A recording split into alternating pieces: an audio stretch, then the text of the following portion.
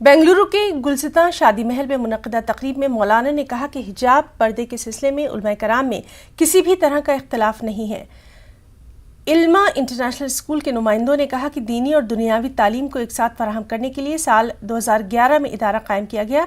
आज बड़ी तादाद में तलबा ज़ेवर तालीम से आरास्ता हो रहे हैं। बाद में हिजाब का मसला है।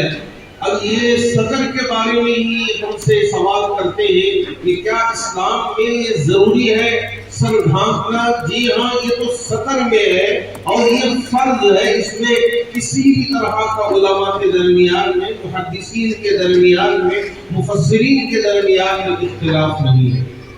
मैं मेरी माओं से, मेरे बहनों से, मेरी बेटियों से, मेरी बच्चियों से कहना चाहूँगा कि आप हिजाब जरूर इख्तियार करें। इसमें किसी तरह की कोई रियायत बरतने की जरूरत नहीं है। आप दुनिया को बता दें कि ये हमारी खूबसूरती है। जहाँ पर हमारा जो इदारा है, हम लोग ये सोच कर शुरू करें कि हम लोगों की अपनी कमेटी को, हमारी उम्मत को फ़ायदा हो जाए इससे।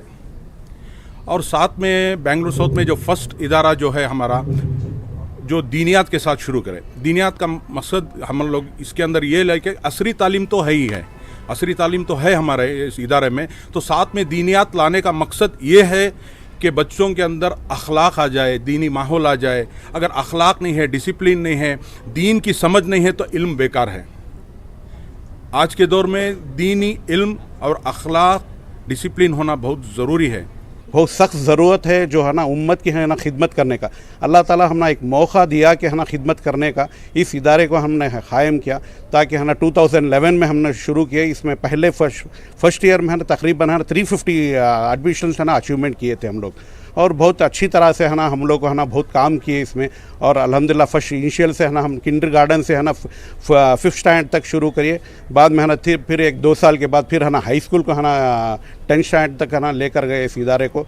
अल्हम्दुलिल्लाह आज तकरीबन हमारे पास है ना 750 बच्चे हैं। The skill of the students not as a language, and moreover the last past percentage of SSLC student is 98%, and the top scorer name is Mohammadi Meera Azra. The school runs mainly on the holistic development because in our area there is no Diniyat school. This is the first school in our area which started with the Diniyat Hope. So most of the parents, those who are staying nearby, they wanted their students to study the Diniyat curriculum. That's why they are approaching us, and alhamdulillah year by year we are increasing.